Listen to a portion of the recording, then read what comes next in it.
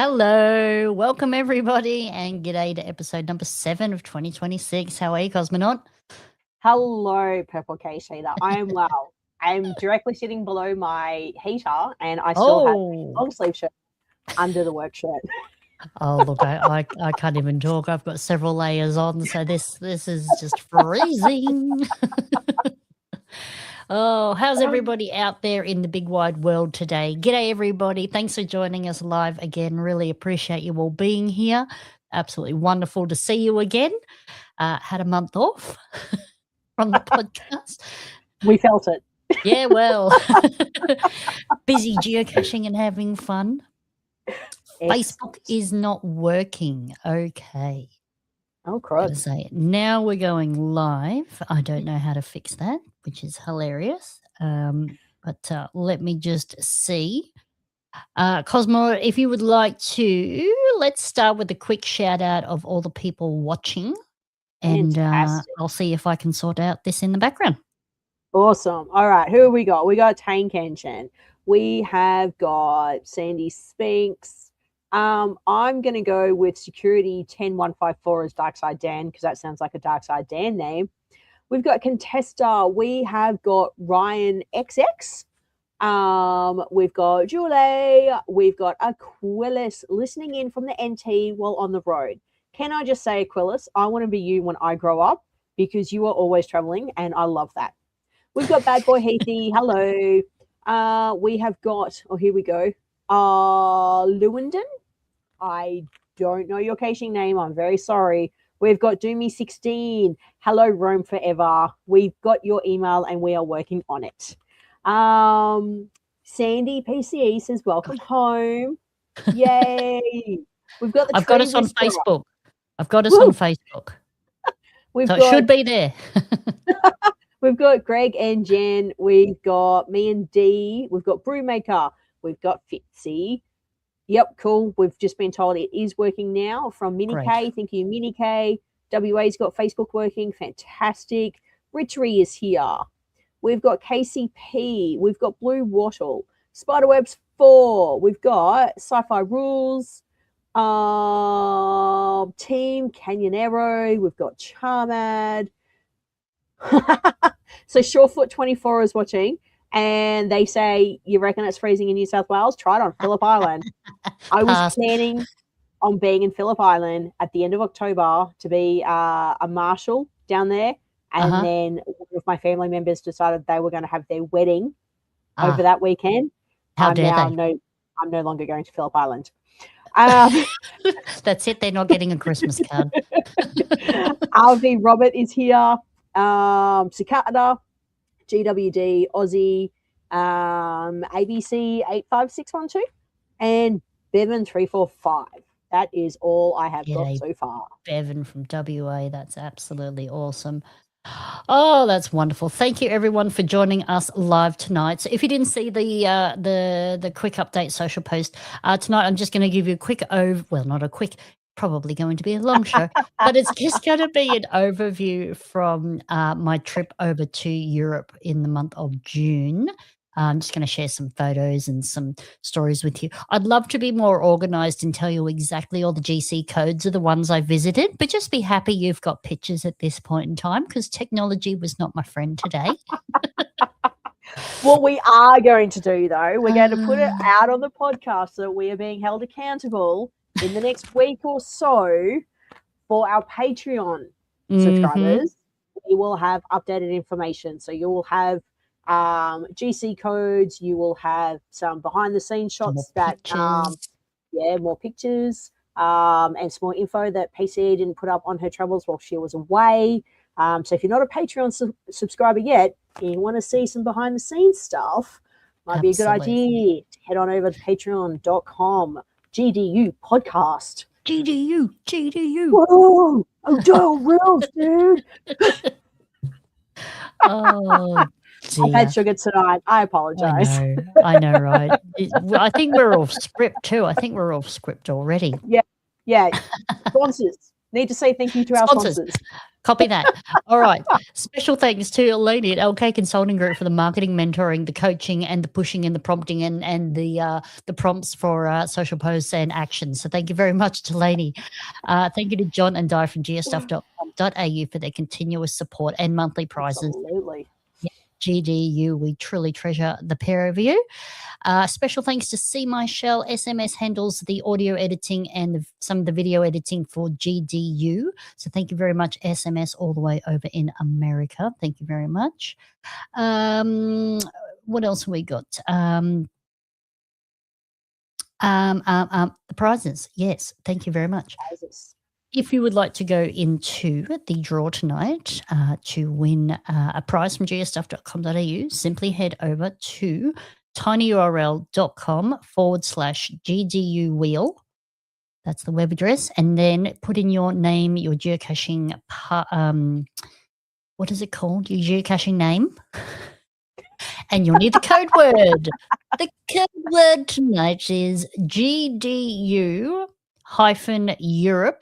GDU is in capitals. There's no spaces between the letters and the hyphen, and Europe has a capital E. Thank you very much, Minnie K. It is case sensitive, so the GDU does need to be capitals, and the E on Europe does need to be capitals. I think I have set it up right. Been a quick refresher this evening. So I can see 2 responses have come in already, so it must be working. Thank goodness. Absolutely. So head over to tinyurl.com/GDU wheel. We will be drawing a prize later on this evening. But basically what we're going to do is we're just going to get into the show now. So let's welcome you all to the show. Welcome to the show! Geocachers, muggles, viewers, and listeners. Over to you, PCE. Let's get on with the show! Thank you very much, Canberra crew. Appreciate that. All right. Well, we're just going to do a quick run through of events coming up. So what I might do is Cosmonaut and I are going to help one another out here because this is not pre-rehearsed. So where are we? Okay, so first one off the bat, next big event for Australia is WA Goes Big. So this one is GCBE, that's B for Bob, E for eggplant, 42 T for Cherry Ann. And this is WA Goes Big. It's going to be in Katanning in Western Australia, the 25th to the 28th of September. Now, WA Big does have a Facebook page and a website, so just jump online and search for WA Goes Big. You'll be able to find all the information there. They'll probably have the run sheet of all the events and things going on. So if you're in WA or would like to get over there, I hear it's an absolutely wonderful event. So if you can, put that one on your diary for this year. Now, what else? What have we got next? There you go. Go to west-oz-geocaching.com and they will have a click through for all the details for you there. That is wonderful. Thank you very much. Okay, what is next? Now, I don't think I have a display for the next one, but I will tell you about it. So the next one is in October this year, and that is the Top of the South Cache Fest 2026. That one's GCBB1RD, Top of the South Cache Fest 2026. Following on from that is April next year. So this one is the Maruya Geobash. Obviously, it's going to be in Maruya, New South Wales. GCBFN90. That's going to be on the 3rd to the 4th of April 2027. And that is the lovely picture there. So if you can get to the Maruya Geobash next year. We've also got a few other events there, but we will go through them as we get a bit close. Oh, well, actually, we better do this one in Darwin because this one's in July. So the 25th of July is Talk with the South Australians. So there's an event happening in Darwin between 10 and 10:30. GCBPR 68. That's 25th of July, 10 to 10:30 in Darwin. If you're in the area, you could say hi to a South Australian. It's called GCBPR 68. So if you can get to that one, if you're in the area, good to see Darwin having some events. So that's fantastic. Okay, so in terms of souvenirs, we might do a quick run through of the souvenirs for everybody. Hi PCE, hi everyone. Allied Oz here, Perth, Western Australia. Here today to have a quick chat about something that all geocachers have in common, no matter what type of geocacher you are. Whether you're the type that goes out with a group, solo geocachers, nighttime, daytime, whatever you do, we all have one thing in common, and that is souvenirs. Now, whether you actively hunt down souvenirs, everyone, you've got to catch them all like Pokemon, or whether you just collect them without even knowing. We've all got a library of souvenirs in our app, and some people don't even know that. Geocaching headquarters have released at least 1,600 souvenirs since we started, and they release on average 15 to 20 each year.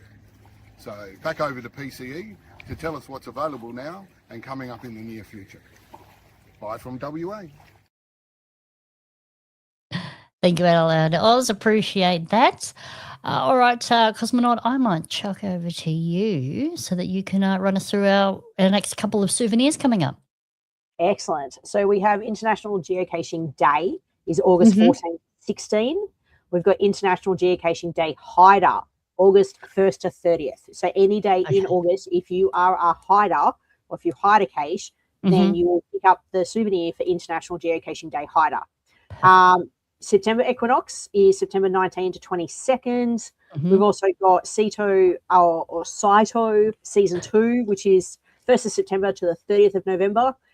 World Postcard Day. I really like the idea of World Postcard Day. Yeah. September 27 to October 3. Goes for like, a week. But it's a pretty cool, Plenty of time. Pretty cool souvenir. International Earth Cache Day, October 9 to 11. Adventure Day. Chasing that one. Yes. Adventure Day, November 25 to 29. If you have any information or you've got anything organised for Adventure Day, let us know and we can promote it for you. December solstice. We just finished the June solstice. We've got December solstice coming up, December 19 to 21. Then we've got Farewell 2026, December 24 to 31. There will, of course, be a Welcome 2027, and we will start promoting that in a couple of months. That's right. Excellent. Thank you very much for that. We have had a request from GC New South Wales Committee. Nominations are open for a couple more days for GC New South Wales Committee, which is the AGM second weekend in August.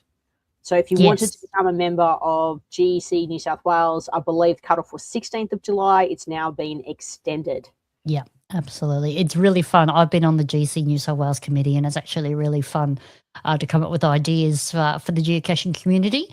So if you've got a bit of time, absolutely, I recommend doing it. It's really fun. Great group of people. That is absolutely awesome.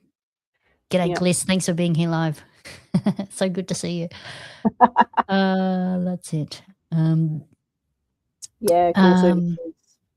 Yeah, absolutely.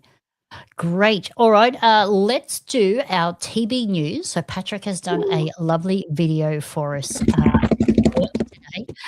So I'll play that all for you here and we can find out where the TBs are up to in the great GGU TB race of 2025/2026. Could be /2027 at this rate.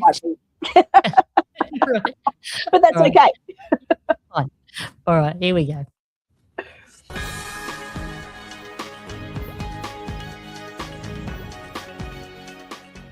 Welcome to TB News and a very, very happy summer for all of you. As you can see, the sun is shining, it's green grass everywhere, and well, the cows are not out right now, so sorry, you'll just have to deal with me.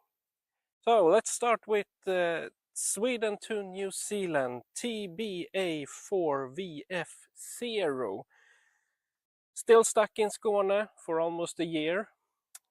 In the cache GC9N06K. Could someone of you please go check it? Maybe take it at least for some travels.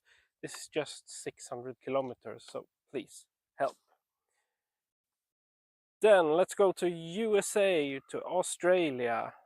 This one was last seen outside of Santa Maria, Michigan, in a cache called GCARPNM.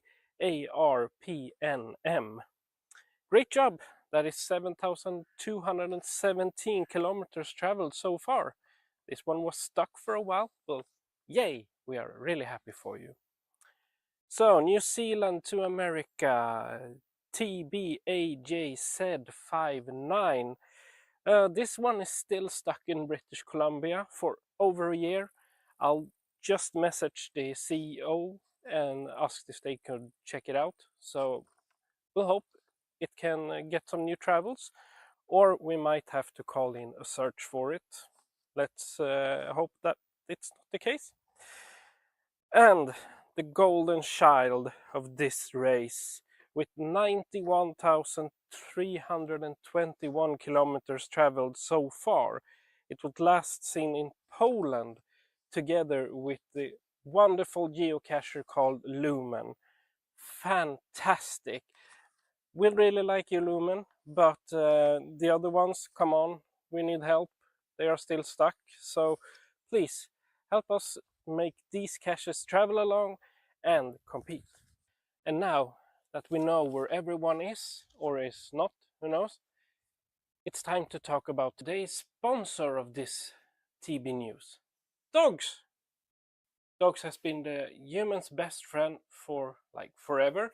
We've used them for hunting, for security, for cuddling, and if you have been with us for some time, you also know that 3 years ago we had puppies. 7 of them. Well, it happened again this Monday, but we only had 1. A fella, a girl, was 500 grams when she was born, and Bente is right outside chewing on a bone, so she's not alone. But this one is going to be a big one. She's alone with all the milk. So, this was the today's sponsor of this video. Dogs and puppies, man's best friend. This is TB News. I'm Patrick, and have a nice summer.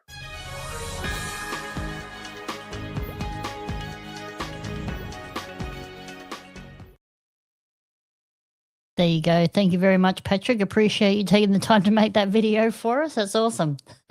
That is so cool. So Isn't I it? just want the audience to know, normally we watch the videos before they go live so we can make sure that everything's right and see if either one of us picks up on anything that we need to discuss. That's the first time I've seen that video. Sorry. First time I've seen that video. It is gorgeous. They have got more puppies. I am so glad that I was muted in the background, because every time he was talking, I'm like, yay! I'm like, oh, more puppies. Awesome. I'm like, More I am so puppies. glad my mic was muted. There's I more know. I'm the same. puppies. How cute are they? They're Yes. ridiculous. Yeah, Oh. half a kilo. Wow. All the milk. Oh, I don't know how they give them away. I couldn't do it. Yeah. Couldn't do it. Absolutely Yeah. couldn't do it. That's great. All right. Looks like reckon everyone we- is enjoying it. Do you reckon we could get a puppy from Patrick to GPU? That's gonna be quite the journey Well, yeah. from Sweden to Australia. I can't even get the trackable. Well, actually, I I was did. going I to say got maybe the we could put a first one. trackable on it. Put the trackable on him. That's right. Deary me. Wouldn't that be something? Oh, All right. there you go. Sidetracked. Yes. I know, right? How easy is that shiny thing? Oh, dear. Awesome. All right. Well, let's get on to tonight's show. So thank you everyone who's joining us live this evening. I can see there's quite a few of you here, so that's absolutely awesome. I think we're pressing that at the same time. You go. I think You so. press the button, I'll talk. See? Total wow. coordination. So There you go. Gliss has just shared with us Sidetrack Day, which is 2026, is on Monday, the 10th of August, and Sidetrack Week is from Friday, the 7th of August through to Thursday, the 13th. There's no souvenir for Sidetracked, but there is usually a thumbnail available to add to your GC profile if you like to celebrate and put that on your GC profile. So that is absolutely good. What else have we got? Yes, the Geo pups. They're a bit cute, isn't it? I may have inadvertently started something here. I think you might have. Yeah. GDU I mean, I said put the need a tracker on mascot. coffee. That's right. Oh dear. Just saying. Oh dear. G'day 552. Let them eat Cash is here. That's absolutely awesome. Good to see you. Right. Okay. So let me get rid of that now so I don't confuse myself. One more quick shout out. Don't forget, if you'd like to go into tonight's draw for a prize, go to tinyurl.com/GDU wheel. The password tonight is case sensitive as always. It is GDU in capitals, hyphen, no space, Europe with a capital E. Put in your geocaching name, the password, and your email so I can contact you if I need to. Also, a quick shout out. If you're watching us on YouTube, there is actually 2 streams. So there's a mobile stream, which is a vertical one, and there's also a horizontal one if you're on like a laptop or an iPad or a horizontal screen. So there is 2 options. So if you're looking at it and it's too narrow, get out of that stream and go look for the horizontal stream. They're both there under the GDU profile on YouTube. Facebook, I believe there is only one orientation, so you should be fine. Excellent. Some more names coming through there from the GDU wheel. Thank you very much. Appreciate that. All right. Well. Thank you, Tank Engine. Yay. At least we know that it works. I know, right? We're live on Facebook, and we've also got the horizontal thing happening. We're on fire. Yes. Love it. We are. Okay, let's see how we're going with technology today. And I'm going to share my screen, and we're going to see how we go here. Famous last words. Everything crossed.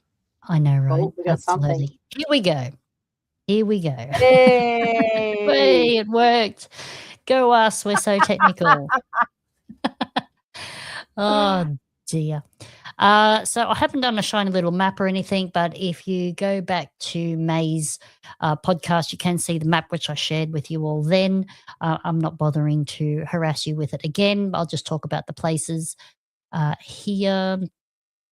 So this first little pic, let me know if you want these pictures bigger or if that's big enough for you, or probably be a bit of a squeeze on the phone. Let me just...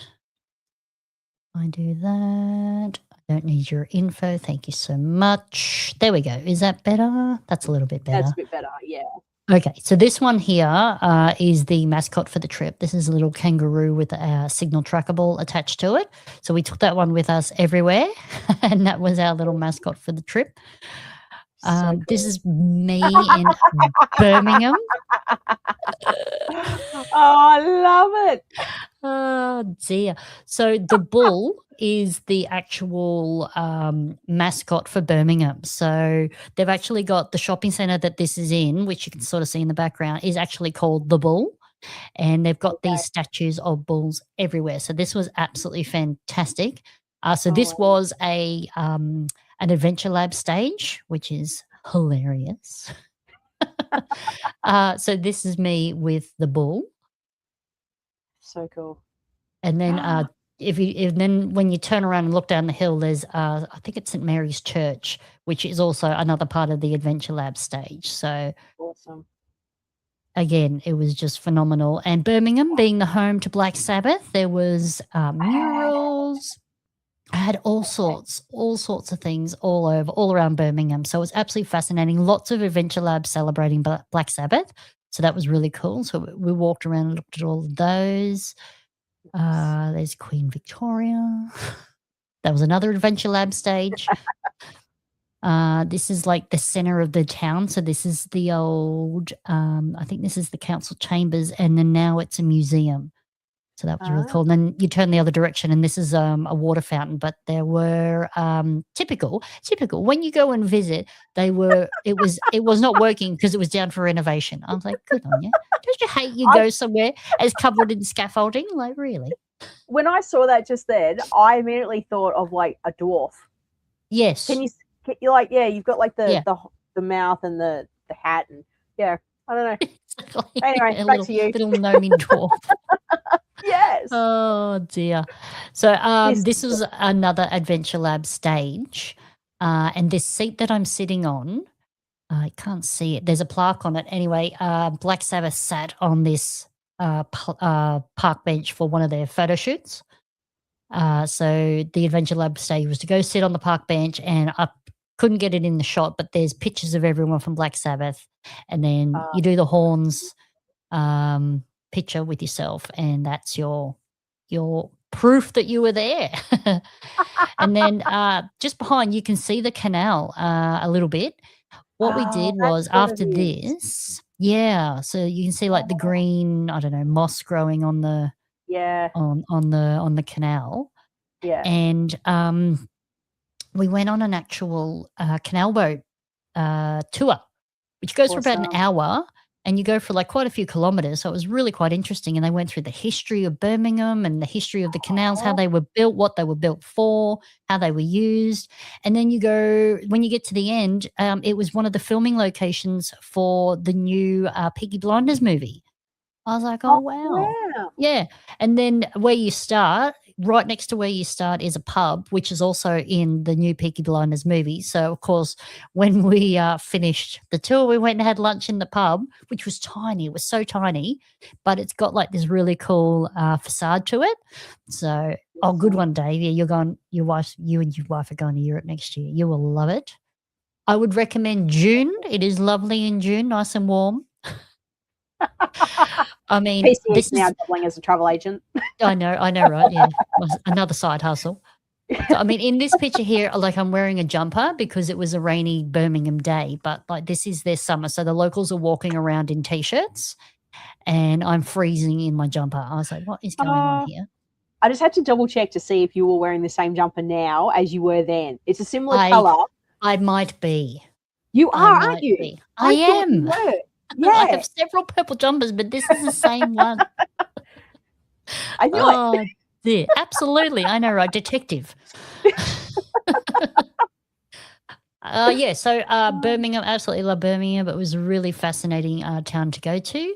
That was really cool. I enjoyed that. Can't remember the GC code of this one, but it's got 3,000 favorite points, so shouldn't be too hard to find.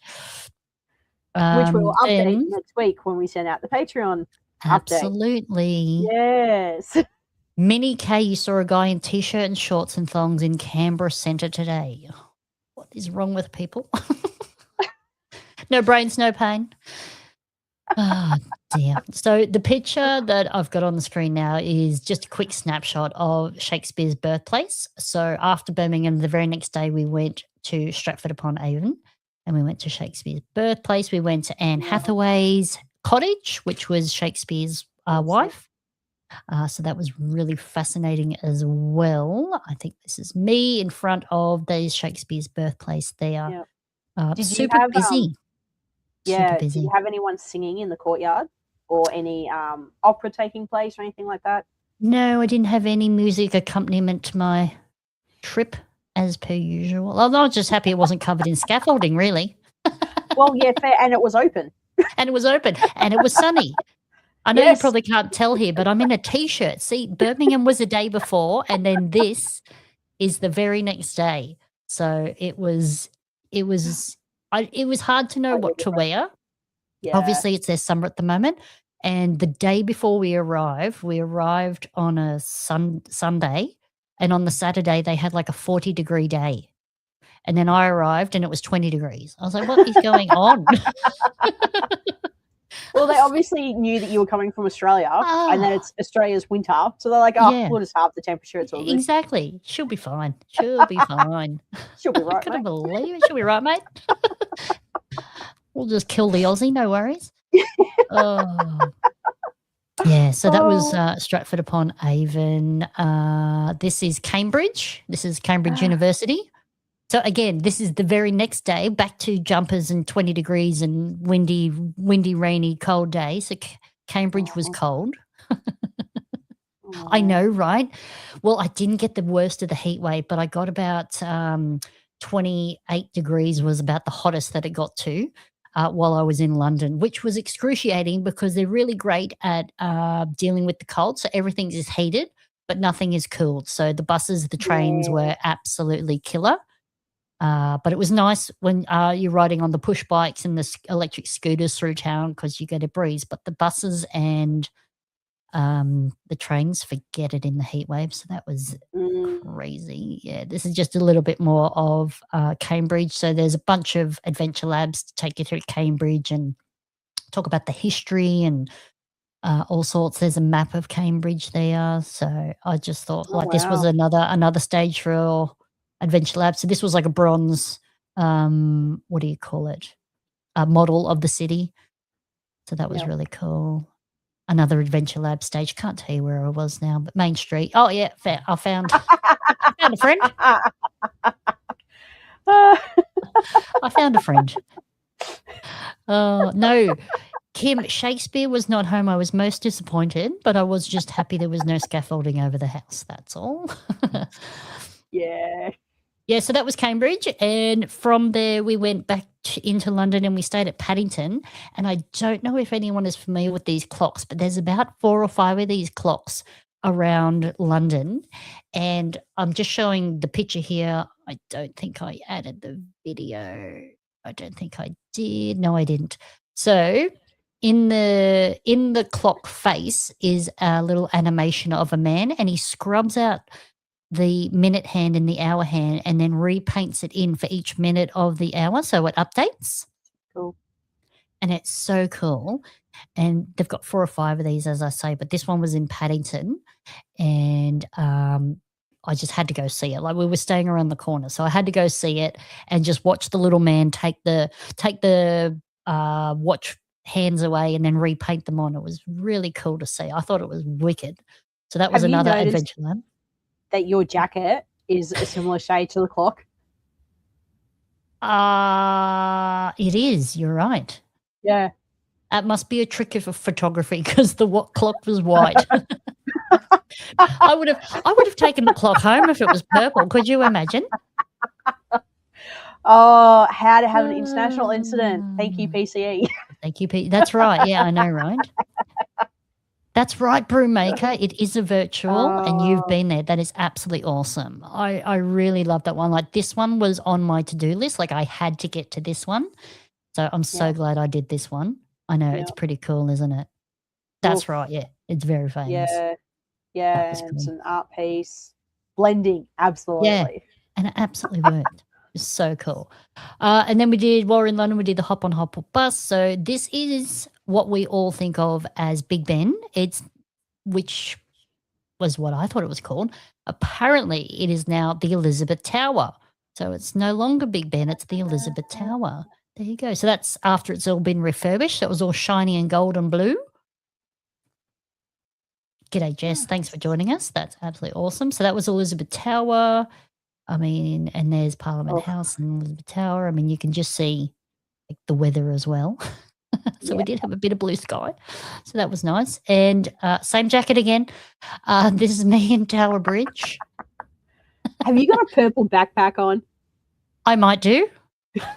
I like to stick to a theme. I love it. Yeah, that's right, Sarah G. No scaffolding there. Big Ben is the biggest bell. Oh, there you go. Thank you, Minnie K. So the tower is Elizabeth Tower and the bell is called Big Ben. Thank you. That is correct. That is correct. So thank you. What else? Luckily, no scaffold. So I took a bunch of travel bugs with me. So you can see like the traffic. The traffic was constant and they were going at like walking speed. They were going so slow. And then there's 10,000 people walking over at the same time. And here I am holding up these funny little trinkets to take photos of. People were looking at me strange. I didn't even care. Didn't even care. There you go. So after that, look at that, same jumper. And this isn't a geocaching one. This was just like an absolute highlight of mine was getting to Abervoyage in London.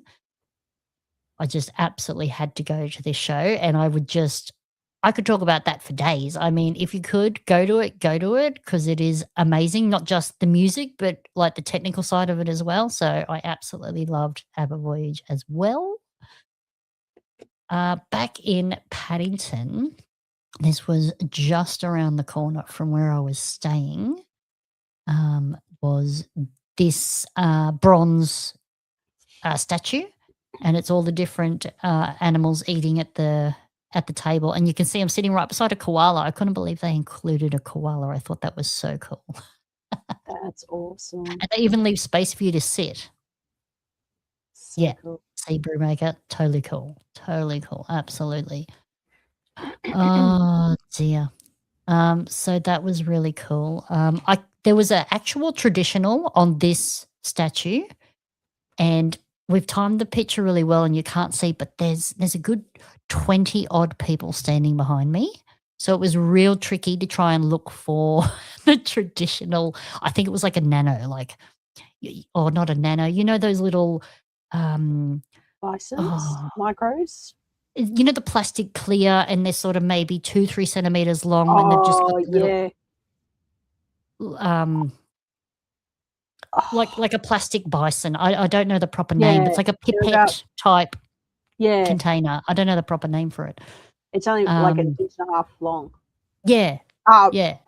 Pipette type something container, like something like that. Anyway, it was one of those, and it was just tucked in somewhere, and the glue didn't make sense to me. Yeah, like a DNA tube. Yeah. Recipe. Yeah.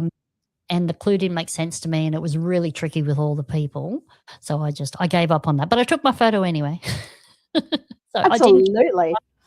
But it was a really cool statue to see, and that was in Paddington too. Yeah. So I've only shared 2 pictures, but I took a bunch of pictures. I got my friend to just keep changing the angle while I reached around, just subtly, running my hand under things, trying to find it. I couldn't do it. But anyway, so I think you'd probably go late at night or real early in the morning, and you'd probably have better luck, I reckon. Yeah. But you can see, same jumper, now it's just covered in a raincoat. I was trying to figure out what you were wearing in the earlier photo. I'm like, are you wearing an hoodie? Why'd you go from a jacket to an hoodie? What's going on? It's a raincoat. It's a raincoat. It is. I took that with me every single day, because you just never know what the day was gonna bring. It might say it was gonna be sunny today, but doesn't mean it wouldn't rain. Oh, yeah. Dear. Where was this? So this is, fast forward a few days. This is in Cork, in Ireland. So I'm inside, and I've just forgotten the name of the markets, but it's a real famous markets in Cork. Oh, that's going to drive me nuts. A real famous market in Cork. Barngate? I can't remember the name now, but there's this, it's a water fountain. Again, it was not filled with water, but that's all right. It was there, and you just it's virtual. Just take a picture with it, and you could log it. But it is a water fountain. I don't know how long it has not had water in it, but so that was like probably inside in a building. Yeah, probably. So we've got the English market, typical. The Marina market, Mother Jones Flea Market, Coral Quay Market. I think it was the English market. I think it was the English market. Yeah. Yeah, okay. It's rated number 1. Number 1? Yeah, there you go. Yeah, I tried to find really popular ones and ones with lots of favorite points. And when I was using it as a tour guide as well, where to go, what to see in places that, you've never been before. I just wanted to see like the best bits that I possibly could. So that was absolutely. Really cool. So you were gone for 6 weeks. Did it? I think it was feel 5 weeks. Did it feel was 40 like days. Away that long? No, I wouldn't say it felt like I was away that long. Like it felt like I was away for a couple of weeks, because there was something happening every day. So the first part of the trip, was in London and Birmingham, and we were just doing something every day. And then the next 2 weeks, it was 14 days, we were on a cruise ship. So obviously I was on a cruise ship, so I couldn't do too much caching. We had to wait until we stopped in a town, obviously, to do caching for that one. So that was fine. And which is this one? This one here is in Cork. This was our first stop on the cruise ship. Let me see. And then this is walking around Cork. So I use like Adventure Labs and Virtuals as my guide. So, I love all these big murals, and quite often they're used in Adventure Labs. So that was really cool. So I enjoyed that. What was the significance of this one that you've got up on the screen? That's so lovely of you to ask me that, Charlene. I really appreciate you highlighting that. The red, the Irishness of the mural. Red is a very favoured colour of the Irish folk. Dear. Oh dear. Yeah, no. So I don't know. It was a series of murals, and you follow the Adventure Lab around. It tells you, the significance of the portrait and what it's about and all of that. So yeah, I just took a few photos as I went around, and then this was getting back on the ship. So as you can see, that's the ship in the background, the cruise ship that I was on. Wow. And I know, just a small one, had about 5,000 people on it. There was a lot of people. And this cache here, where I am standing, same jumper, that, a bit of a theme here, that one is literally where the cache was, and the boat parked right in front of it. I couldn't believe it. Oh, wow. I know. I was like, you beauty. So that was really cool. So that was Cork. Again, you can't tell in the photo, but it was super windy. It was really windy day. So I had all my travel bugs with me, so I took a bunch of photos. There you go. There you are, Patrick. There's your Halla horse. And then I think Bad Boy Heathy is still here in the chat room. There you go, mate. There's your trackable in Cork in Ireland. Nice. And then this is one that I've had kicking around in my bag for some time. So I left it over in Europe so it can continue on its journey. There. And then this is the next stop on the cruise. This was Iceland. So again, look, it looks like I'm wearing a different jumper there, but I've just got my windproof jacket on, my puffer jacket, over the top of the other jacket. So that dark blue stuff that we can see in the photo, that's your normal purple jacket?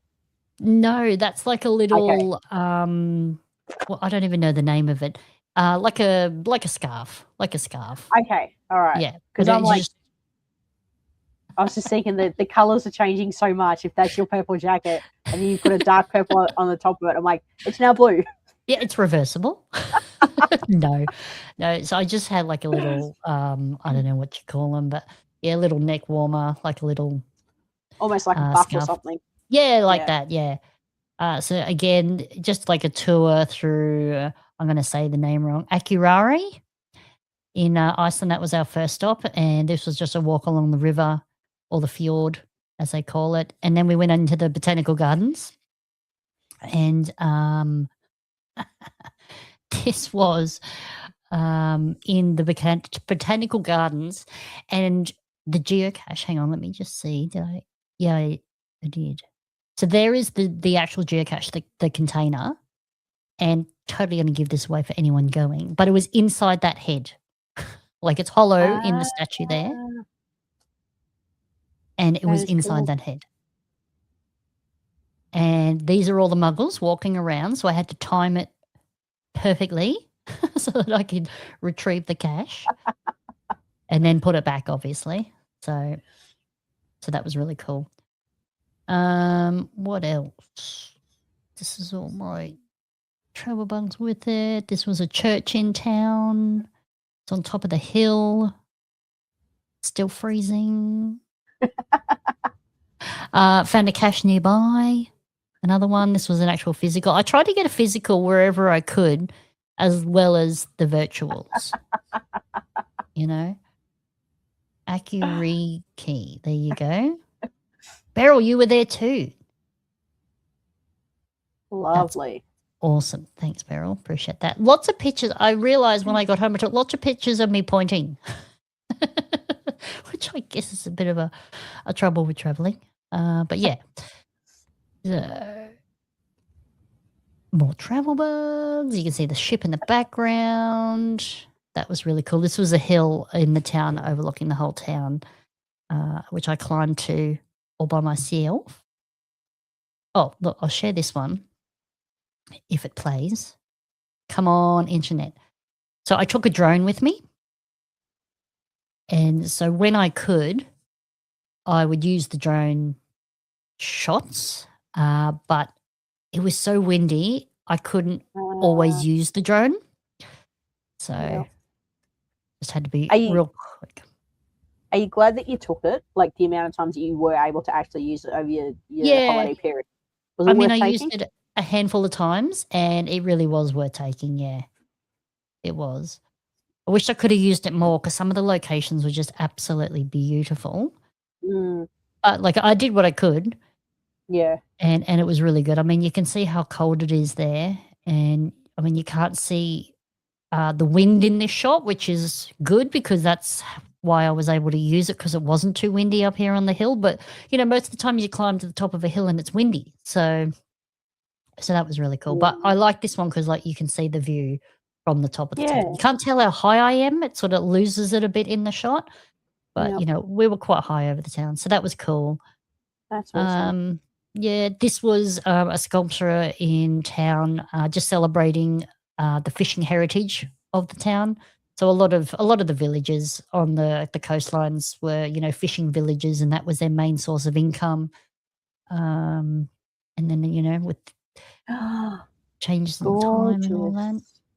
Yeah, so this one, you can see there's a fence line and some grass. I was actually in someone's yard here. Which was totally fine because that was like an approved geocache, and they had this little wishing well in their front yard. I think I have given the game away here. More travel bugs, more TBs, more TBs. No, I didn't. Oh, look at that. I haven't. But in the bottom of that well is the but I will now. But I will now. Oh, dear. Oh, so that's still in Iceland? Yes, this is in Iceland. Yeah, I'm just keeping track of all the areas that you mentioned. Yes, so that we can, do the GC codes and do some extra content for Patreons. Absolutely, absolutely. So this one here is, I am standing on a wall that is 8 meters high, which is made up of all rock. And it is actually avalanche protection for the town. Oh, my Lord. Like, the mountain is very high up there. Like, you know, it just doesn't translate in pictures. But, like, the mountain is super high. And obviously in wintertime there's avalanches and whatever. And the snow gets captured in this, I guess you would call it a dam of rock. And protects the town, sort of diverts the avalanches away and out of town. So this town had a few of them, which obviously they need. So that was really cool. And you could climb to the top of it. It was a mission.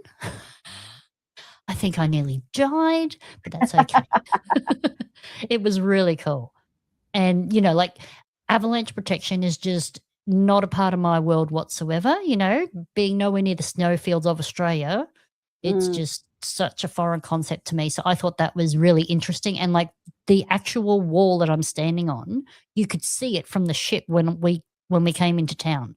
You know, like, it was huge, you know, like, it was really significant. So I thought that was really, really interesting. There's a better shot of the mountain.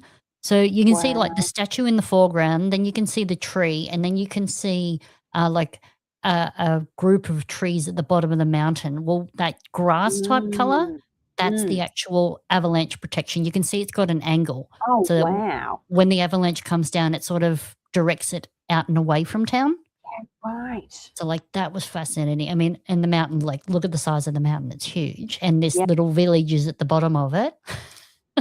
So it's like, yeah, no wonder you've got avalanche protection. Yeah. Do people get injured in their avalanches? Not so much. They actually, because they're, got hundreds and years or centuries of dealing Yeah. with it, they're quite Yeah. well versed in it, So Mhm. not at all, but obviously, like, they have freak storms and Yeah. situations.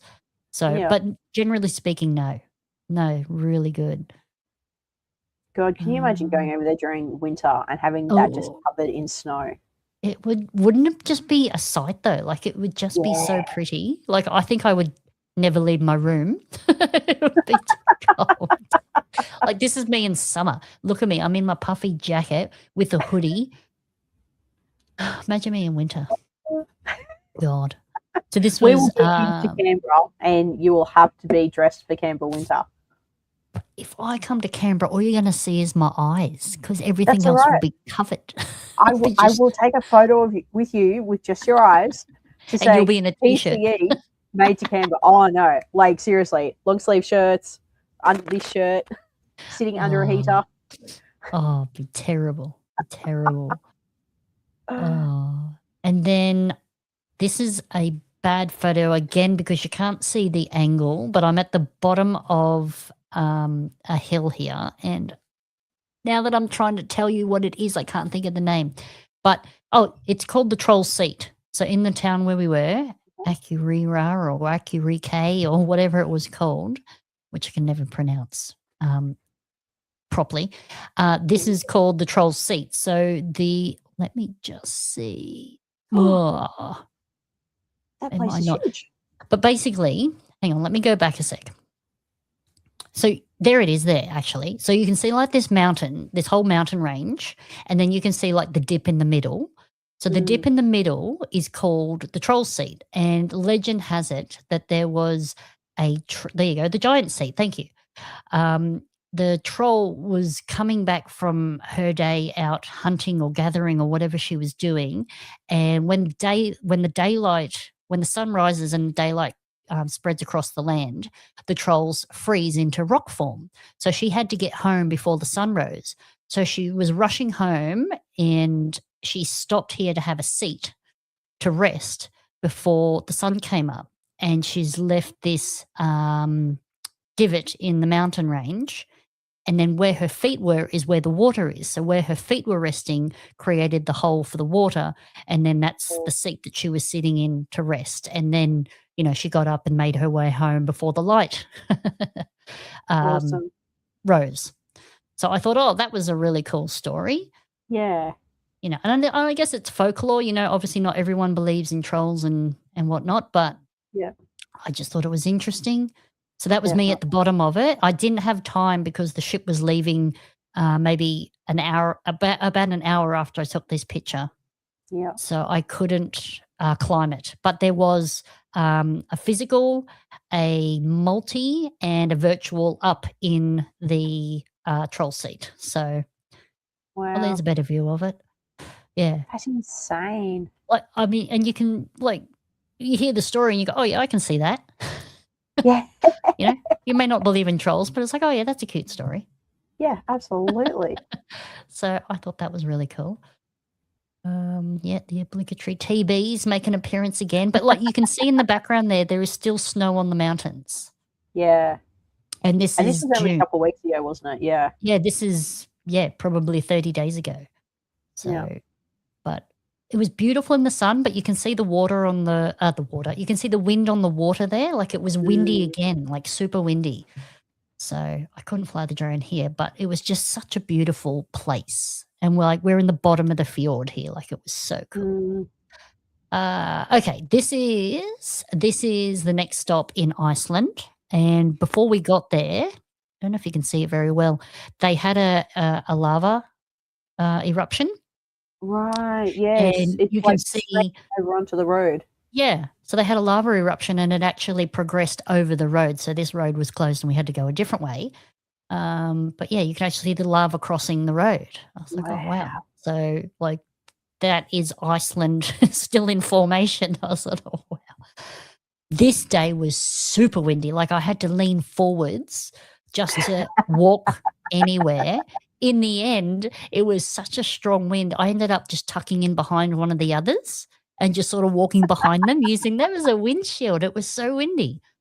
So, Oh, wow.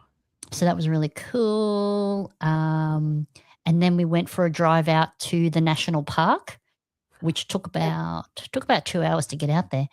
And they had a geyser out there, and this was about 5 seconds before it erupted. Oh, wow.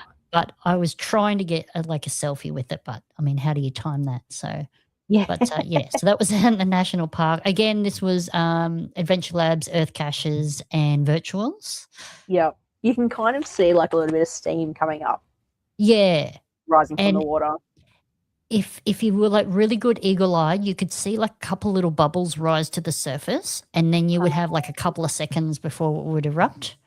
Yeah, okay. So it was sort of hard to look over my shoulder for the bubbles and then turn back to get a picture. But that's right. They had a geyser at the geyser. Good one. So yeah, so that was there.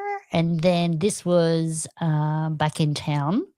I think this was the next day. We had two nights, or 2 days, I should say. 2 days in Reykjavik. So that was the first day. This was the second day. Probably can't see it there. Let me just see. So this stainless steel container was like embedded or connected to the rock somehow, and the clue was the writing on top of the box. So it was so funny. I'm walking along trying to read the hint, and I took a friend, a muggle, with me, and I was trying to explain to her what geocaching was. And as I'm reading out the clue, she's like, "What's this thing here? It says exactly what you're saying." And I went, "Oh, that's it. That's it." If only all the caches were that easy to find. And she's like, "Oh, this geocaching's easy." I'm like, "Yeah, okay." I'm so happy for you. Glad you're enjoying it. Yep, good. So yeah, does she have the geocaching account now? I didn't sign her up to geocaching, but she was absolutely fascinated by it by the time we got to back home. Like, she's like, "Yep." Okay. Because I would go out by myself during the day in all these towns, and I'd go off exploring, and I'd learn about, the trolls and the troll seats and the history and the avalanche deflectors, and I'd come back to the ship and I'm like, "Oh, so what did you guys see today?" They said, "Oh, we went and saw a waterfall," and I'm like, "Oh, cool." And then they say, "So what did you see?" And I said, "Oh, I saw this and I saw this and I saw this," and then tell them all these stories, and they're all like, "Oh my God, wow, that sounds fascinating." So then one of the ladies who was my roommate for the trip, she's like, "Okay, well, I don't have a excursion book tomorrow. I'll come for a walk with you if you don't mind." I'm like, "Yeah, that's absolutely fine. I'm going geocaching." And I just spent the day like telling her about the history of the town and, all sorts of interesting bits and pieces and earth stuff. And she's like, "This is really fascinating. This is really cool." So I think I got a convert. I think I do. Excellent. So that was really fun. Good. It was really fun, actually, take her with me. Yeah. And it just reinforces that, like, one of the reasons why everyone does geocaching. Yeah. And that is to go to places that you wouldn't normally go to, and some places you don't know exist. Like, there's so many cases I've done. I've been on like abandoned bridges or anything like that, and you're just like, I would have just kept driving. Yeah, if exactly. there wasn't a reason to go down to get a smiley, I wouldn't be here. Yeah, and that's what I did, is I just used geocaching like my tour guide for the town, because once we got into the town, you're free to go wherever you want. And I mean, I didn't book any excursions, so I just used it as my tour guide. So like, even this, like, it's a statue, and you look at it and you go, "Oh yeah, that's an amazing statue," but like, what's the point of it? Why is it there? Why are we all taking a photo of it? Like, you can just sort of see some people in the background there. But this must have had about 150 people standing here waiting for a photo with this thing. And I mean, I got there, and then two buses turned up. So what have you got? You got like 60 people on a bus. Yeah. Hey, Patrick. 60 people on a bus. So like, 120 people are all walking around this statue, and I'm like, okay, time to leave. So I took my photo and left. But Yeah. like you wouldn't know the meaning of it if not for geocaching. Like I guarantee all those people got off the bus, took a photo with this, and then got back on the bus and just carried on. You know. Yeah. Whereas I I'm mean, standing there reading the geocaching page, which explains to me the point of the statue and why is it there and all of that sort of stuff. So that was really cool. Yeah, and then this is just me just walking through the town, finding some traditionals. This was right in the heart of the city, which was actually pretty cool. I thought it was going to be busy with people, and it was actually really quiet. There was no one around, so this was easy to find that one. cool. Same jumper. Same jumper. And similar jeans, I'm just going to say. Similar jeans. Similar jeans, that's right. Sign in the logbook. Happy little PCE. I got my Island Truckers cap souvenir that I'm wearing and my purple backpack. Because I'm like, yeah, what's with the hat? I'm like, something's different in this photo. Yeah, it's the hat. The hat. It's the hat. Try the hat. Oh dear. Oh, I've just seen a question there in the chat room. Sarah G joining us on Facebook. Oh, yeah. She says, I'm curious, did you download maps? I didn't. I thought about it, and then everywhere I went was pretty much in a town. I wasn't, like, just me personally in this instance, I wasn't going too far out of town. So I didn't download any maps, but I could have, and I probably should have just in case, but I never had a problem. I just got an eSIM for my trip overseas and didn't miss a beat. Didn't have one single day of roaming where I didn't have data. So, and as I say, I wasn't going too far out of town anyway. Like if I had been going to a remote part of the town or the place, the city, or like out of town, I would have. But no, I didn't download any maps, which, could have been a bad decision. But I wasn't going too remote, so there you go. Little container. That's cute. Yeah. That's cool. This was, and again, you're going to ask me the name of this church, which I should have been prepared That's a church? for. That is a church. Wow. That is a church. Just trying to think of where I was in, I think it was the South I'm going to say that wrong, South Vagsoy Church, which is in Reykjavik as well. And the hop on hop off bus stopped right here. So I just got off the bus and saw this church, and it was amazing. They had a event on, like a christening or something was on, so we couldn't go inside this one. But could you imagine it inside? It would have been phenomenal. So that was really cool to see. Insane. Yeah. Talking about churches and not being able to go inside of them, tip for young players: if you're attempting to go into a church to get a ad lab point or a virtual, and it's on a Sunday in Rome, you will not be allowed inside the church if you are a male wearing shorts. Oh. Yeah. There you go. Yeah. Good to You'll know. attempt to go into it, and they'll turn around and go, no, goodbye. Denied. Yeah. Denied. Wow. Yeah. There you go. When in Rome. Yeah. Literally. So you've had that experience, have you? No Yes, shorts well, in Rome. Yeah, hubby had that experience. Aha. Fair enough. Yeah, he goes, oh, I'll just pop inside and get a photo or whatever we had to do for it.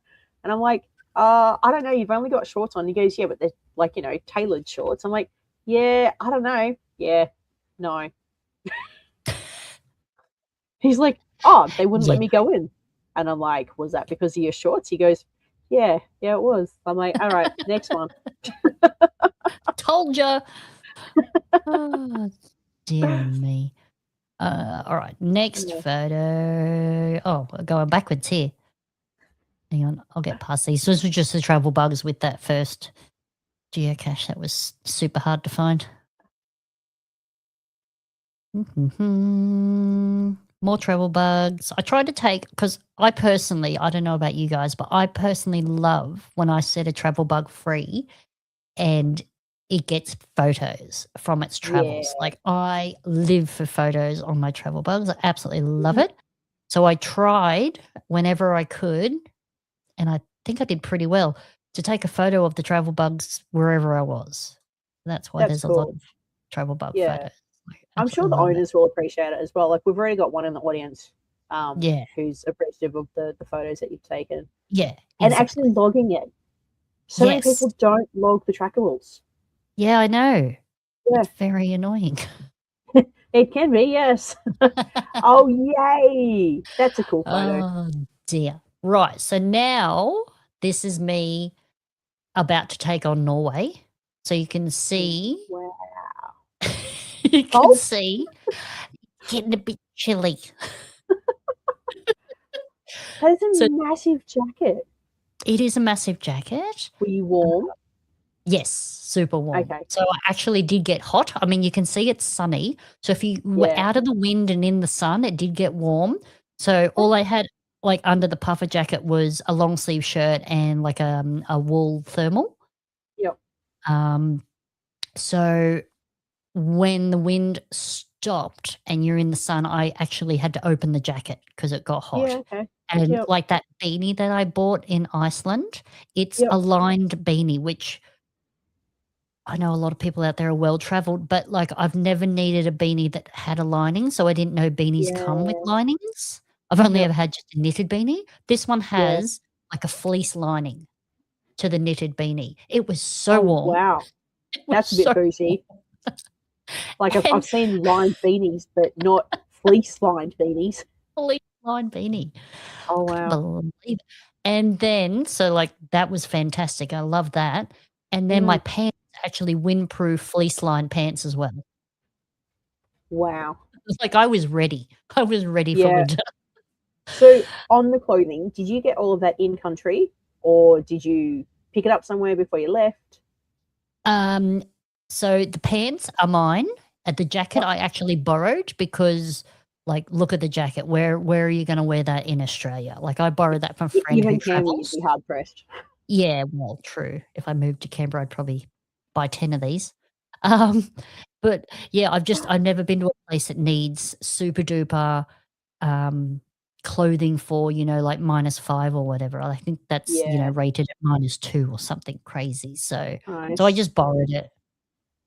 Oh, I there you just go. borrowed it. Someone's asking what was the temperature. Oh, good on you, Patrick. I I think think she wants us to stop asking the questions, I Patrick. know, right? Don't ask for details. We're just gonna go with general. No, I think it was like 16 degrees.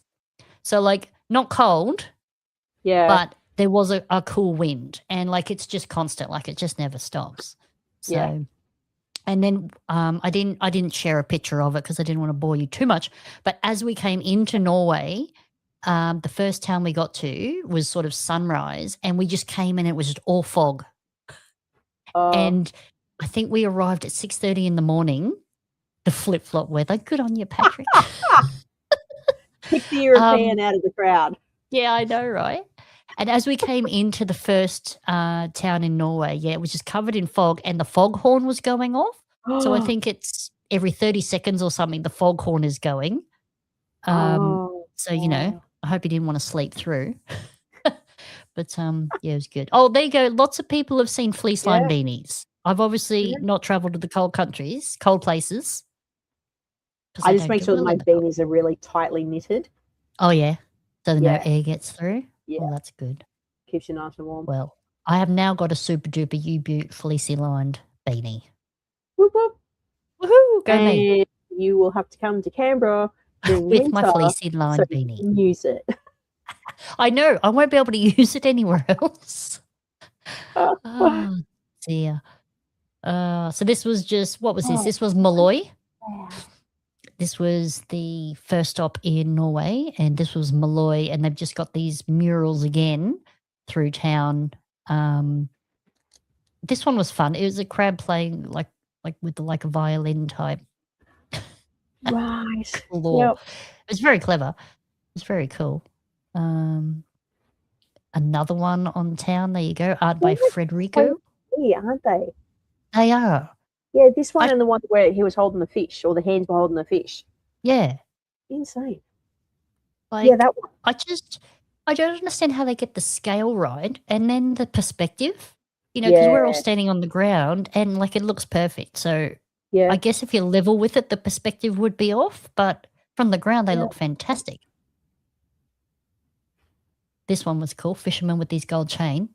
Yes. Yes. Again, another fishing village. Yeah, so this was Malloy. So like if you were to come in, or if you were to leave the harbour in the opposite direction from what we came in, you'd go past this one. Okay. And like over the top of that building, you can see a mountain, top of the mountain Yes. behind it, because we're in the bottom of the fjord.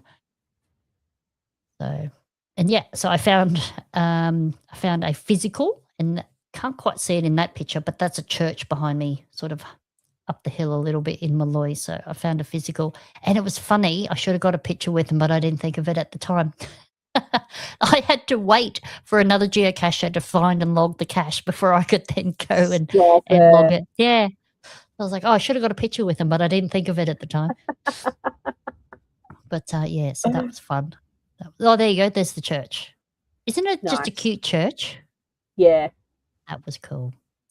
So that was a fun town. And then, yeah, we just walked the town and just found a few more physicals. Just in front of me there is a school, so that was fun. Trying to find one in a school car park, nestled Was amongst it the fence. during school hours? Yeah. Yeah, that's like 1 o'clock in the day or something. So Oh wow.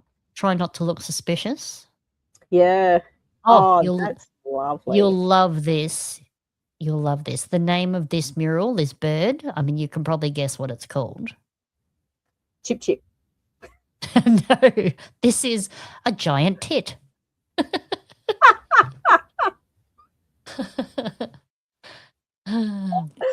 Oh my god. I know, right? I know, Tank, like the reviewers over there must be just a little bit more lackadaisical. But Yeah. this was in the car park of a school, like not right up against the school, but I was in the school car park. So Yeah. again, more Oh, murals just nice. celebrating their fishing heritage. Yeah. So but they're just so good. Like I just think, how do they do it? It's so good. Yeah. So this was the next day. So this was the next town in Norway. So this one is the day that I caught up with Martin. So for anyone who was watching our socials, I actually caught up with, let me just quickly skip through. I'll find Martin real quick. Where is he? There he is. So there's Martin. Why exclamation mark? Oh, why question? Oh, exclamation mark. That's Martin from Norway. He came and picked me up this day, and we went for a drive around his hometown. So he had to drive about an hour to come and pick me up from the cruise ship, and then he took me Geocaches, man. around. I know, right? They're just so generous. And I just reached out to him and I said, oh, I'm going to be there. What should I go and see? And he goes, we'll come and take you for a drive. I said, okie dokie then. Thank you very much. So this picture here, this first one here of this waterfall in this beautiful little town, this is the view from my balcony of the cruise ship. Oh, stop it. I know. Like we pulled up right in town. Like I couldn't believe it. So this waterfall was like maybe 200 meters away, 100 meters away. I couldn't believe it. So waterfall right there in town. We stopped right in front of it. Couldn't believe it.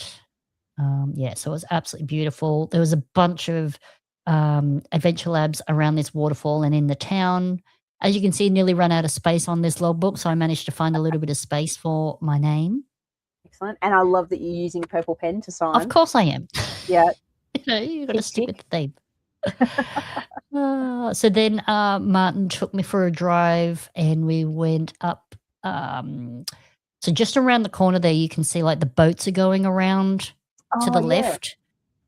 towards that snow-capped peak bit there, Mm-hmm. there's a waterfall which you can sort of kind of see in the middle of the photograph, but obviously the boats can get a lot closer and get a better view of it. But that was one of the Yeah. excursions. Wow. So while, other people are looking at waterfalls, I'm going geocaching. So so this was like a really beautiful spot. Like there's like a disused road on the side of one of these mountains. So he took me for a walk there and we could see all sorts. It was really cool. Wow. Yeah, more signed logbooks. Same jumper. Same hat. And then same hat. Excellent. And then this was that same spot just a bit further along. So you could just see like the other direction of the fjord. So that was Yep. really cool. And like it was hot. Like by now it was getting hot because it was sunny. And we were protected on that side of the mountain from the wind. So it did actually get quite warm. But yeah, there was just like waterfalls everywhere. I couldn't believe it. And this is summer. Could you imagine? Like Coming out of winter and when coming all out that of ice winter. melts. Yeah. So would have been phenomenal. So this was probably about half an hour away from the ship. Heading north, you can see the geocache just there. Yeah. Okay. Nice. There, it's hiding. So managed to sign that logbook real nice and easy with the waterfall in the background. And then we carried on to Martin's hometown. This one here, I tried not to give it away, but this one is right at the front of Martin's house. Oh. Yeah. So like if you turn around behind me, you walk down his driveway. It was hilarious. So he took me there, which was really cool. And then he's actually a bit of a celebrity in Norway and like a geologist and chemical. I didn't even know. He was so intelligent and actually showed me like he's got like an arboretum in his backyard. I couldn't believe it. He's got all sorts of maple trees and pine trees. Like, I are know they full pine trees not size? right. Sorry? Are they full size? Yeah. How big is his backyard? It's just a standard backyard, but it's just, well, not a standard backyard. It's not like a small backyard, not like our typical rural block. Like it's probably 2 of our blocks. Yeah. Okay.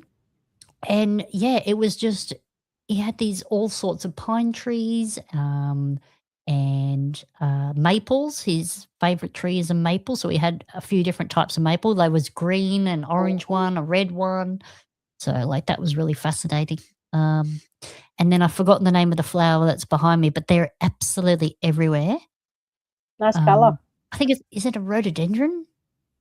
I think it might be rhododendron. Someone in the Trying to remember audience the will name. know, guaranteed. Someone will know for sure. Yeah. I mean, trees and Yeah, if plants you are know not what my it is. forte. Let us know. Let us know. So like that was really cool. So that was an easy find. Yep. And then this is heading back down towards the cruise ship. So Yeah, back there you down go. through the fjords. Rhododendrons. You called it. Yep, Thank you, rhododendron. Sarah. Thank you. Thank you. See? And yeah. you're 4 people. Just give it a second. Yep. Let's see. Yeah, so it was just so beautiful. And then I shared it in the Facebook group. Martin gave us all a shout out. So he said, everybody is welcome in Norway. So come and see Norway.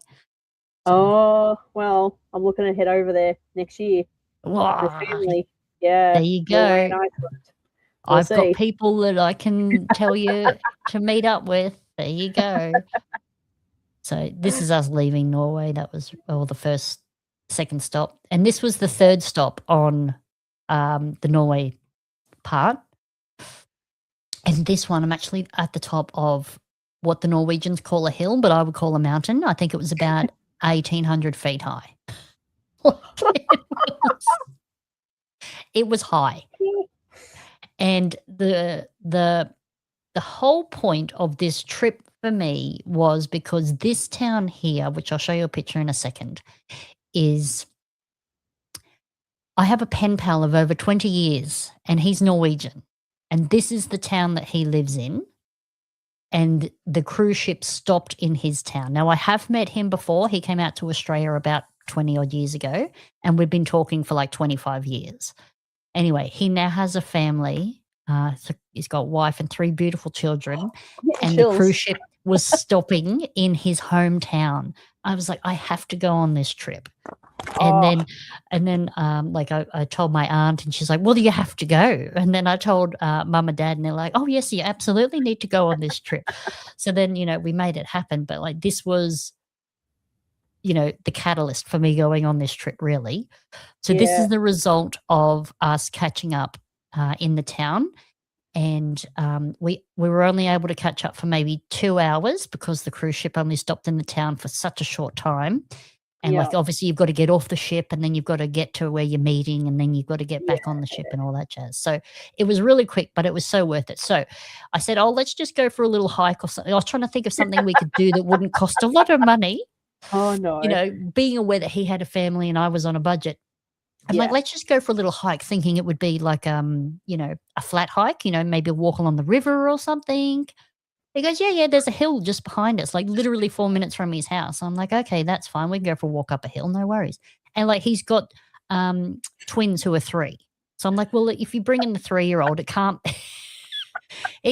be that bad. Like, it'll be a tame hill. It'll be a gentle slope, grass and trees. It'll be lovely. It'll be fine. Maybe some steps. Yep, maybe some steps. You know those ones where you're taking a step and you're stepping up to like the height of your knee, and then you're sort of climbing up to like knee height, and it's kind of almost vertical? It was like that, yeah. And I'm like, I've turned around, and my friend's name is Perry. And I turned around to Perry and I'm like, why did you pick this? This is a proper hike. Like, like, I'm huffing and puffing. Never mind the 3-year-olds. How did the So 3-year-olds funny. take it? Oh, mate, they ran up the hill and had a wonderful time. Meanwhile, all the adults, we were all huffing and puffing and struggling, and of course, you weren't the only one. no, it wasn't the only one. And then, of course, we're all freaking out over the kids, thinking they're going to fall down this hill. And I was like, oh god. It's like, Anyway, so right, I know, but as you can see, we did make it to the top of the hill. Again, it was super windy. You can't tell in the photo, but it was absolutely wonderful to hike up the top of this hill. And here we all are at the top. So that's my friend Perry on the right. One of the 3-year-olds is hiding behind his eldest. So he's got 2 daughters and a son. And then that's his wife there on the left. So that's us at the top of the hill. And you can see I've got no jumper on there. Yeah. Because we were hiking and it was hot. You can just make out the leg, the legs behind the eldest. Yeah. That is so cool. Isn't like it? 25 years to get this photo. Yeah. That's Yeah. fantastic. Yeah. So I thought it was just so cool. Yeah. But I think that might be the end of my photos because I've run out of tabs. Yeah, it is. There you go. Wow. There you go. So we've been talking for hours here, so I won't keep boring Almost. everybody, but no, so it was really good. 100% recommend. Would have loved to have had a better geocaching plan, but it was a little bit tricky because I was on a tour and like I was on the cruise ship, and you only get from 2 hours up to like 6 hours in a town. So, and you're on foot. So it was a little bit hard to sort of plan anything, like going to find the oldest one in Norway or something like that. Just, it wasn't going to happen. So I just I was a bit more opportunistic geocaching. No worries, Tara. I'm glad you enjoyed that. So I was a little bit more optimistic geocaching. So I just sort of had to take what I could with what I was nearby. So, but, just made the most of it, and that was really cool. And you got to catch up with your pen pal. Yeah. That It is was awesome. so cool. Yeah, and I've told everybody who was on the tour with me, so they're all like, quick, get off the ship, you gotta go, quick, we're running out of time. And I'm like, okay. So no, that was really good. And then I think that's all the photos I have uploaded. I thought I uploaded more because after the cruise, we went to, I know, right? Brewmaker. How many total? did I find? I found. I'll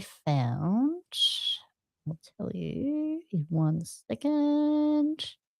I found. Here we go. Playing maths. I found 160. In 5 weeks. Yes, but Nice. a lot of those are adventure labs. Still counts. Still counts. Each point still counts. That's it. Yeah. So, and then the second part of the tour was in like, you know, like a Toyota Hiace type van, like a 9-seater van, and we just did a tour of Scotland, which I thought I uploaded some pictures, but they obviously haven't uploaded. Yeah, so again, it was wherever we stopped for lunch or wherever we stopped for the overnight stay. So we did Edinburgh, we did Loch Ness. Loch Ness was absolutely fascinating. We got a cruise boat on Loch Ness and went for a cruise and saw some castle ruins. We stayed in a couple of castles in Scotland, which was absolutely phenomenal and would highly, highly recommend people do if you're ever in Europe and you get the chance to pick your own accommodation, pick a castle. It was absolutely phenomenal. Absolutely loved it. We went to Glasgow. I went over the Harry Potter viaduct, the viaduct that you see in the movie. So that was Glenfinnan. That's on the list of things that we want to do. Yep. So, and saw Dumbledore's grave site. And then couldn't see it from where we were. You would have had to have gotten off because we caught the train. So we couldn't really get off and go and explore. But we went past where Hagrid's hut was shot in the movies as well.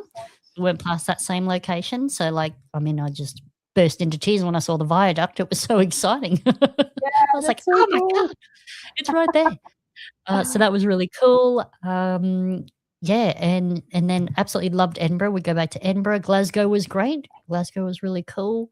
We went all the way up to didn't you go, was it John Groats? John O'Groats. I had Land's End stuck in my head. I'm like, no, that's the opposite end. John O'Groats. That was really cool. We actually got to see a long-haired Highland cow. We got to see a couple of them, which was on the list. And Highland cow. And then one of the other ladies, she wanted to see a puffin, and we went to John O'Groats, and we went for a walk along the coastline. We saw some puffins. So, yeah, absolutely, absolutely cool. Yeah, that's right. So you can. Nice. There you go. Yeah, there is a spot near the viaduct where you can watch the trains pass. But we were on the train this time, so that was really cool. And again, that was a really cold, windy day. So anyway, but no, absolutely phenomenal. Absolutely loved it. It was wicked. Highly recommend it. You know, just 2 new Harry Potter books coming in August. Is there really? I didn't know anything about that. The prequels? Puffin burgers. No. Allied Oz, no. Not the birdies. Not the birdies. Oh dear. All right. Well, that's sort of the end of my stories there. I know we've been dragging on a little bit. Second that we're live and we're also recording. Maybe some prizes. Wake everyone up. Let's get on to some prizes. I'm sure they've all been suffering through the pictures and terrible stories just for the prizes. So let's get on to that part of the show. G'day, see my Shelley from Alabama, USA, home of Shelby Homestead. Yes, my new home, Shelby Homestead. Check it out on YouTube. Meanwhile, it's up to prizes. That's right. Here are the prizes. But first, where's my prizes? They're right here. We have 8 girls laying 8 eggs. They're all up to date now on their rent. There you go. Thank you very much, SMS. Okay. So, prize tonight for everybody is courtesy of geostuff.com.au, and tonight's prize is the Namibia silver geocoin. So this is the antique silver geocoin, and you will see a little window in this coin, and there is a little sample of sand from Namibia. That is actual sand from Africa in the geocoins, which is super cool. So we've got 2 of these to give away tonight, courtesy of geostuff.com.au. I'm just going to make sure. Darkside Dan's getting a little bit impatient. Is he now? Or you got places to be, have you?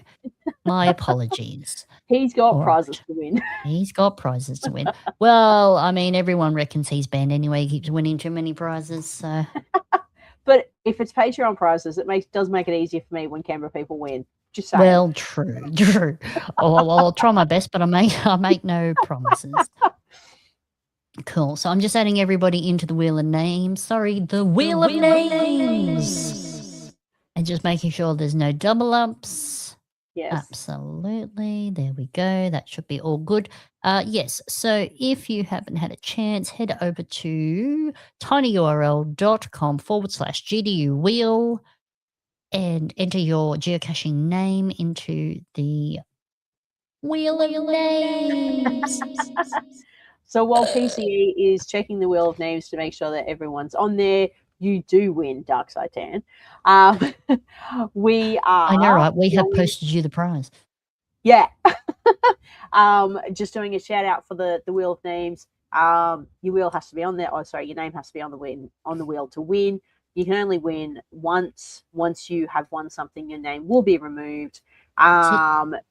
Try not to, do double ups. Sometimes it does happen, but that's why PCE is going through and checking everything now.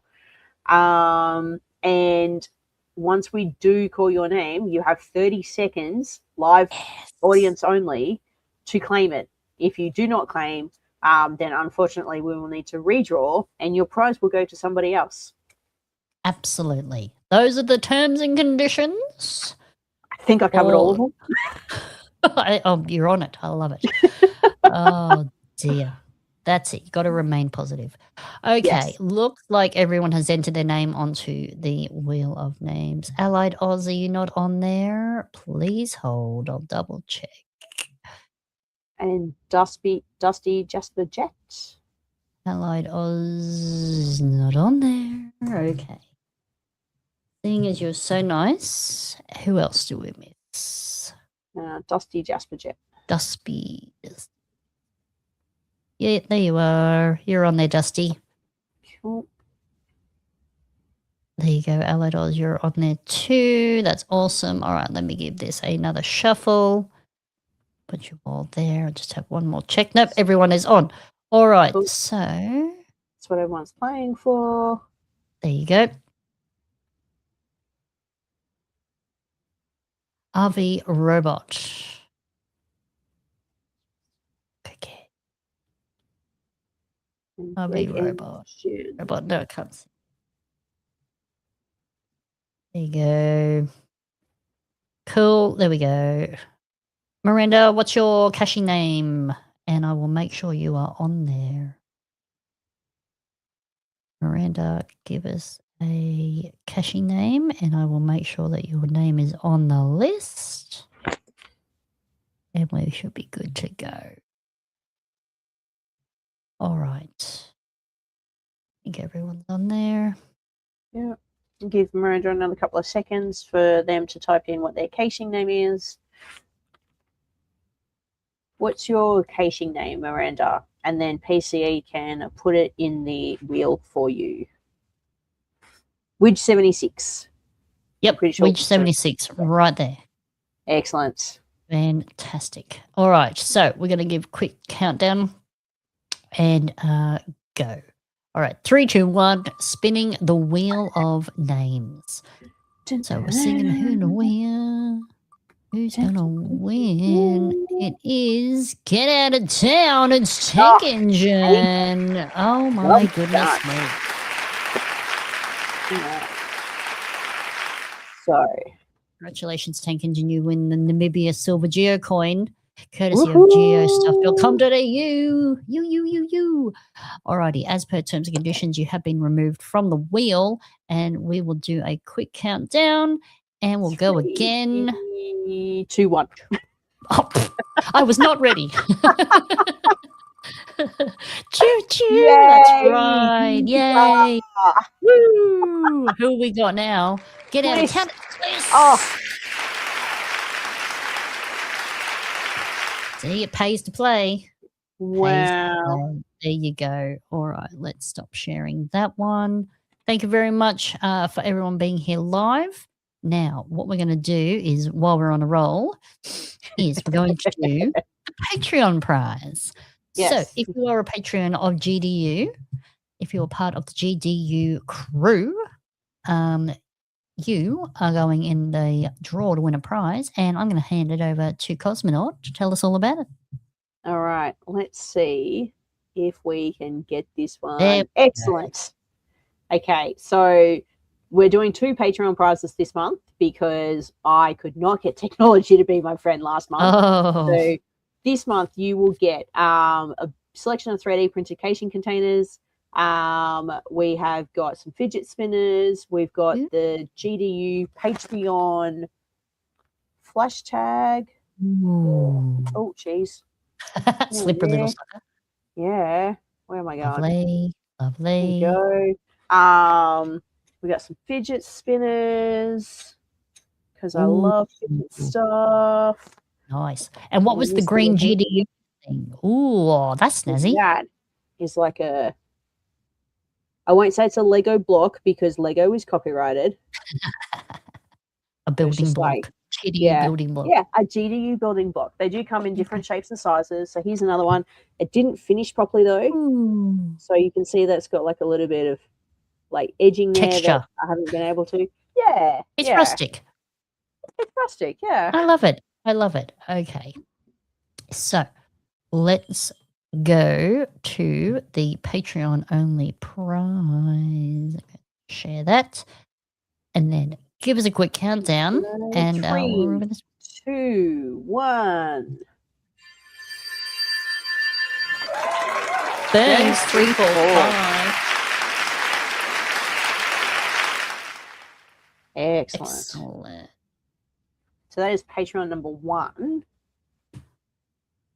And then We're going to remove your Burns 3, 4, 5. from the draw. 3, 2, 1 for June. Bam. Who's it going to be? Hello, dog.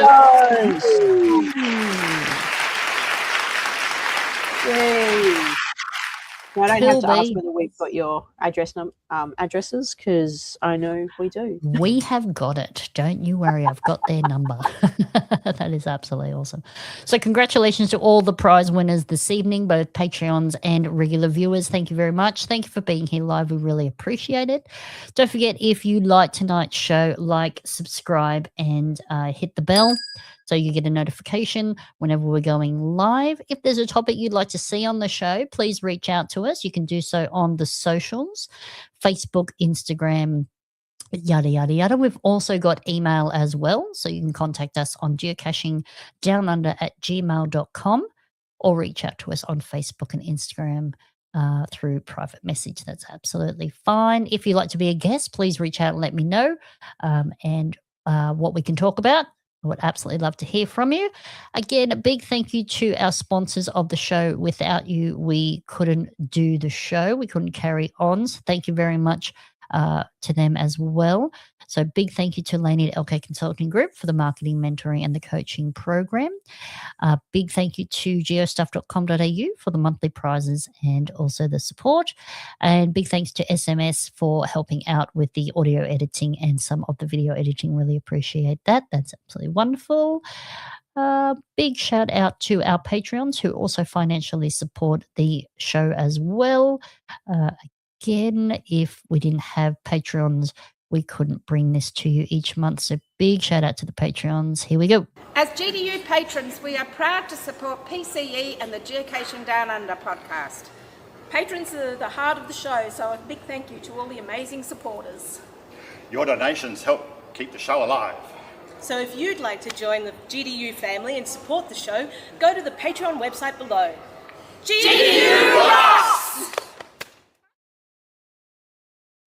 GDU does rock. Dearie me. I love it. I absolutely love it. Thank you so much, everyone in that video. Really appreciate you taking the time and the effort for that. That is so great.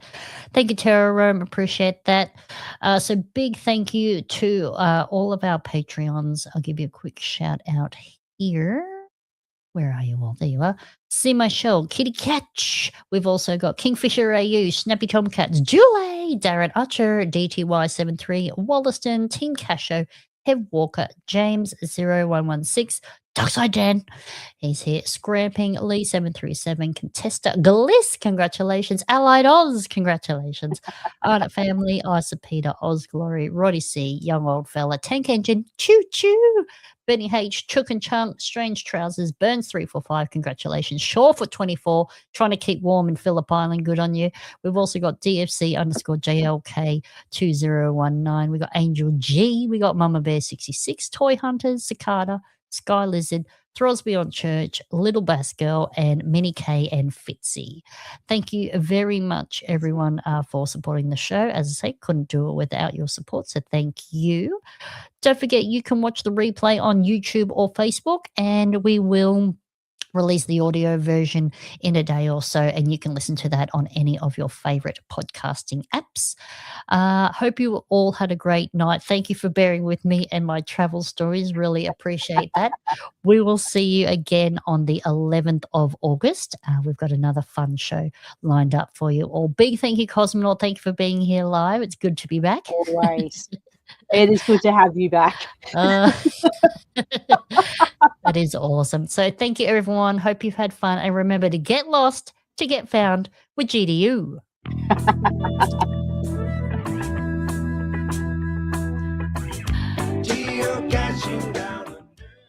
Lovely. Thank you, everyone. We'll just hang around for a couple of minutes. I know it's a bit of a late one tonight and just being talked at and shown pictures of. So hopefully you've all enjoyed that. Hopefully that's inspired you to get out and go and have an adventure. Yes. Thanks, Scramping. Appreciate it. Thank you, Darkside Dan. That's awesome. Good on you, Allied Oz. I'm glad you enjoyed. Thank you. Oh dear. And we've got a few other people. I've got a couple of Patreons on big adventures at the moment, which is fantastic to see. I've also been living vicariously through their pictures on Facebook. So we've got some Patreons in Northern Queensland, Western Queensland. We've got one Patreon who's also over in Europe. Where was she? Hev Walker. She was in Paris when I was supposed to be there. I was desperately hoping to get to Paris. Funny story, we booked tickets for the Eurostar to go to Paris. We're going to do the day in Paris. Because of the heat wave, they cancelled the Eurostar, so I didn't get there. Oh, but wow. I would have been there the same day as Hev Walker. Oh, wow. So that was cool. A bit of a bugger. I've forgotten where she is, but I think she's over in England, sort of Ireland or England now at the moment. So she's on a big trip as well. So that's absolutely wonderful to see. Yeah, really great. Really great. Hopefully everyone's had a good winter. As I say, I have been here, there and everywhere. That's right, Darren Archer. That's right. Caught up with Julie. There was a meeting of Patreons this week on Monday. So that was yesterday, I should say. That was really great to see. Shared that with everybody. So thank you. Really appreciate that.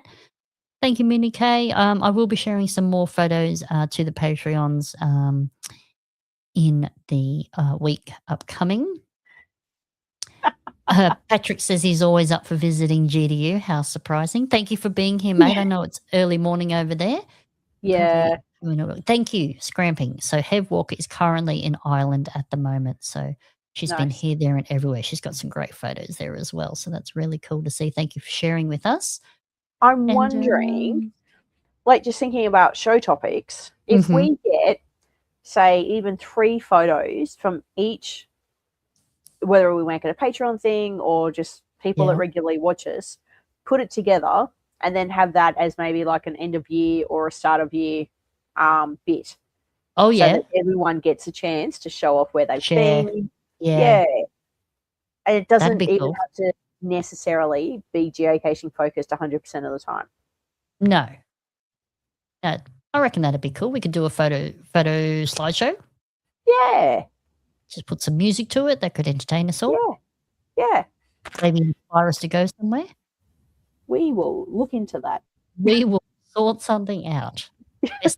I'm Love that. adding it to my. Where are we? Well, that didn't work very well. Adding it to Adding my it list. to your list. You've gone incognito mode. Oh man, what on earth is happening?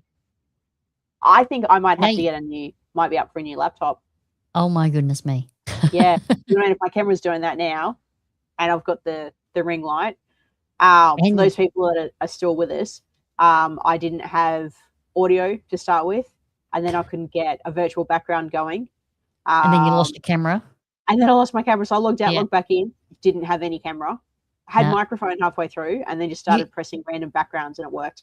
You are slowly coming back to us. Yeah, yeah. Which is nice. To be fair, I think the laptop's probably about 4 or 5 years old. And It's funny, but that's an old laptop now, isn't it? Ridiculous. Yeah, and it was like, Crazy. you know, top mid-range when I got it. Of course. Oh, what have we got here? We got just Shorefoot is thinking Oh, about going to lovely. Norway because she's got some ancestors from there. That's fantastic. You should absolutely do it. It is fascinating. Nice. Yeah. Totally do it. Patrick wants a GDU postcard special in November. Well, we've got a bit of notice. We could probably sort out something. Yeah, That's it. geocaching show and tell. Show and tell. That's it. Yeah. Thanks, Ashbush. Appreciate that. Time for a new one. Yes. Yes. My son's been asking for him to get a new laptop. I'm like, that's not how that works, my love. Oh, dear. Yeah. Yeah. Oh, lots that's from all right. Tasmania. Yeah. That's right, Team Casho. we do it. Yeah. That's it. You can always catch up in the catch up Absolutely. on the replay. Yeah. Well, there you go. Oh, you've already been to Norway. Been to Norway in 1990. Yeah. Well, there you go. Now, hopefully, you got some more information on your ancestors, and you can go do a bit of a family history. Yes. That'd Yes, be good. Bad Bird Heathy. That is how it works. The adults buy Hand down stuff, the laptop. and then when that is too old, they get new ones, and you hand it down to the children. Absolutely. That is definitely how it works in this family. Oh dear. So don't forget there is a bunch of new treasures being released. I think it's next week, coming out soon. So Yeah, obviously first with week my August. trips, I got a few treasures on the trip. So that was really cool to see the library of treasures filling up. So that was really great. Mm. There you go. Patrick from Sweden says, Norway 2023, we camped next to a lake. Everything was wetter than a drowned log. Oh, I love it. I love how descriptive my people are. Goodness. Deanna spent a year in Europe in a motorhome and they only found 7 caches. Oh. I guess you might have been new to geocaching. Otherwise, Yeah. I would have Maybe expected the you to get RVs more. couldn't go places. We did an RV Yeah. along Route 66 several years ago, like Mm. a millennia ago, and didn't know anything about geocaching. Yep. Picked up Same. nothing. Yeah. And all the countries I've Same. traveled to, nothing. Doesn't it just hurt the heart? And you're like, oh, yes, it was at the beginning of my geocaching career. If I'd only have known, think of all the Yep. souvenirs and the places I would have got. But oh well, Yep. a reason to go back. Yeah. Correct. Yeah. All Oh, right. dear. Well, thank you everyone for joining us live. We really appreciate it. As I say, we'll see you again on the 11th of August. Hope you've had a fun night. Thank you for sharing in my my holiday snaps. Really Absolutely. appreciate and glad you found some enjoyment from them. That's really great. And we will see you again in August. There you go. Yes. Isa Peter started geocaching in London when she lived there, managed to find 3 with just a desktop computer. I remember those days. You had to print out the page Yes. and put it take in your your actual GPS. GPS unit. Yeah. And wander around. Bitsy still talks about those days. I know, right? Memories. Awesome. All right, guys. Well, thank you, everyone. Have a wonderful night, and we will see you in August. And happy caching. Yes. Bye, everyone. Bye.